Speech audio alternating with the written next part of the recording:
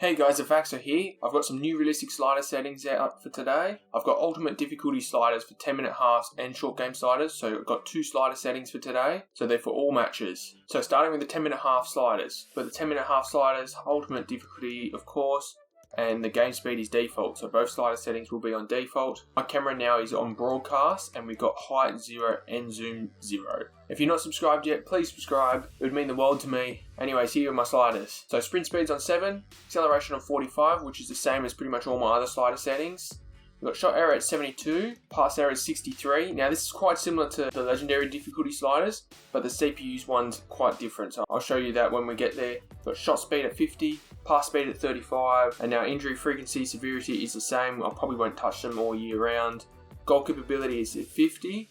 Marking at 75. Now this is a lot higher than I usually would have on an ultimate difficulty sliders, because this year the CPU's attackers, they like to sprint with the ball a lot more. They take on the defenders, especially the centre backs, so they'll just take them on and try to run straight through them. Run frequency is at 15, which is a little bit different to my legendary sliders. It's a little bit lower.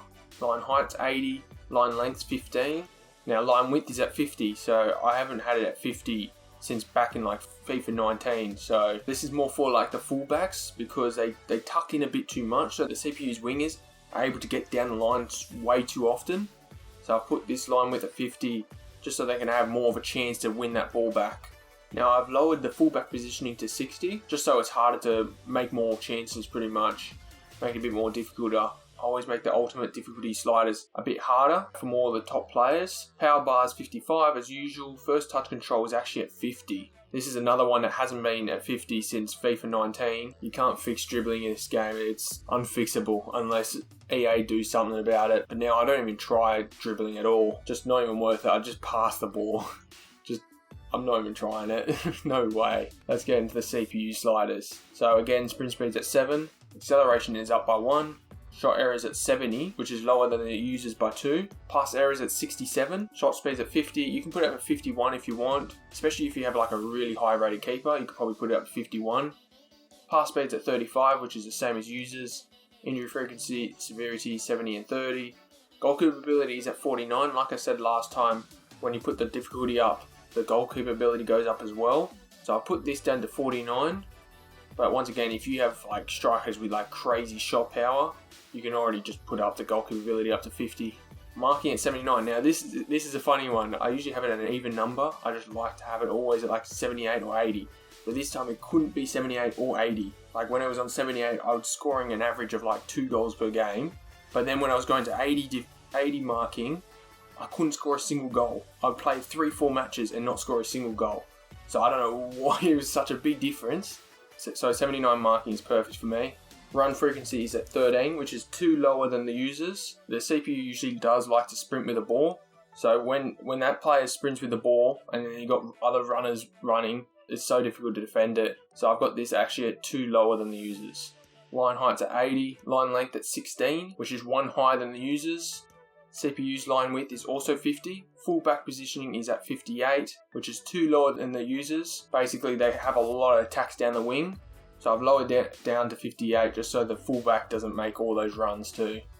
First touch control is at 48. Like I said before, the users do like to sprint with a ball, so it's actually a good thing sometimes because you can easily tackle them.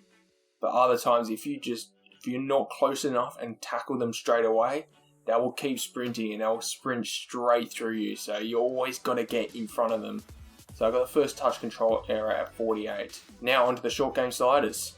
So I always play on 5-minute halves, but you can play on 4 minutes to 7-minute halves, and this game speed is also at default. So I've got 7 sprint speed, 45 acceleration, which is the same as my normal sliders. We've got shot error at 65, which is lowered by a couple. Pass error is lowered by a couple to 60. Shot speed is the same as 50.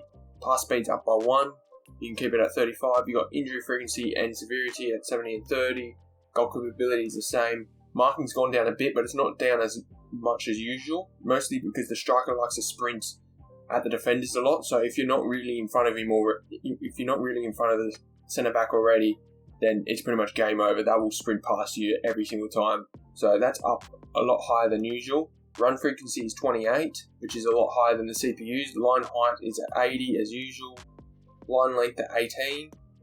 Width has gone up by 1 to 51. Fullback positioning is back up to 65, just for the user. Power bar, as always, is 55, and the first touch control is actually under 50, down to 48 for the short game sliders. Now CPU, the sprint speed and acceleration is the same. Shot area is higher than the users by 3. Pass area has gone down a lot to 64. Shot speed 50. Pass speed 35. Injury frequency and severity is the same. Goal keepability is actually down by 2. The goalkeeper becomes very hard in ultimate difficulty, and especially in a short game, you want to be scoring pretty much most of your chances. So I'll put it down to 48.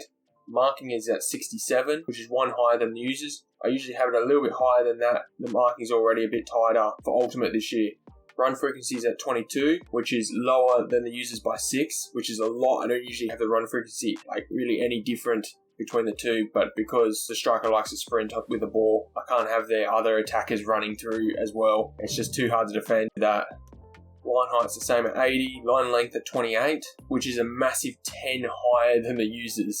Because the CPU likes to counter-attack a lot, I have the users at line length a lot shorter to 18, just so the counter-attacks isn't as much as usual, so you can like slow them down a bit. But for the CPUs it's up to 28, because if it wasn't up to 28, then pretty much you'd be always getting the ball in the midfield and always turning back and trying to like make a pass, like always trying to get away from the defender. So that's up to 28, just to give you a bit more space so you can do those quick passes and maybe 1-2s.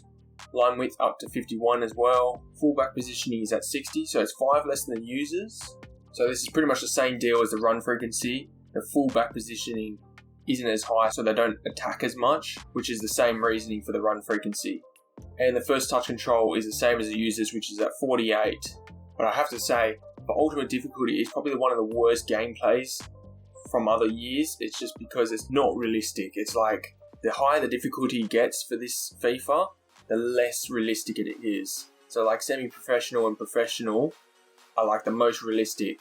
So legendary difficulty is more realistic. So I'll probably be thinking about making a harder legendary difficulty sliders, maybe later on sometime when I get the chance. Because it's quite noticeable between legendary and ultimate difficulty how different they play, because there's a lot of areas where I just can't fix with sliders to like make it more realistic. So anyway, so for the next few videos I started working on the world class realistic sliders, and I'll be starting the player career mode sliders, and yes, there will be an episode 2 for the goalkeeper career mode coming as well. Anyways, thank you for watching. Please like and subscribe if you haven't, and I'll catch you guys later.